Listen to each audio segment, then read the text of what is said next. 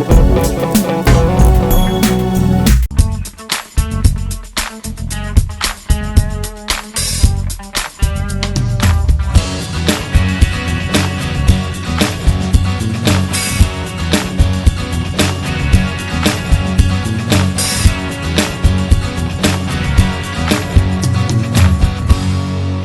right, we're with Wayne Powell here with one of our favorite modeling subjects, an Ivan Pediigrew aircraft. Tell us about this beautiful model. It's a model of the Hawaii Mars, one of the two Mars that are up at Sprout Lake. Coulson Firefighting owns the two of them. They were going to sell them back in 2007, I think, just before Coulson bought them.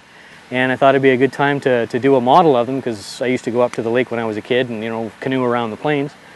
And I found a set of plans online from Ivan.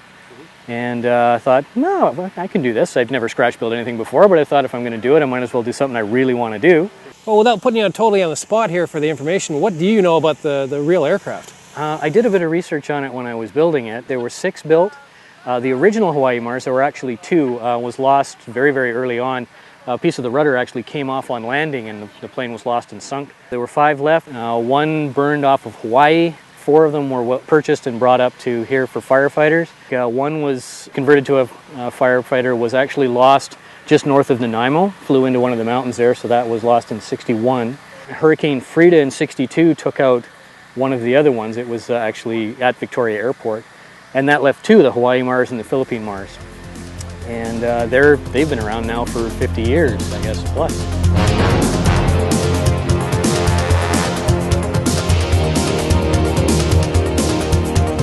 Typical of an Ivan Pediigrew design, this plane is super light.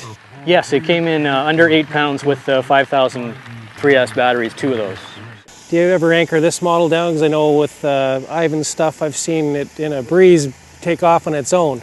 Yeah, it does. It's not really much fun in the wind for sure. I've only flown it off water a couple of times up at Cowichan. Once was just perfect conditions.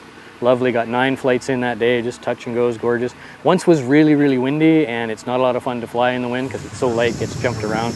But you would actually, if you had to leave it on the water, you definitely have to have something to anchor it in because it's just not going any other way. It'll sit on the beach and, like you say, rock back and forth and bounce up and down. So I usually take the outer wing panels off until I'm actually ready to fly and then just pop them on.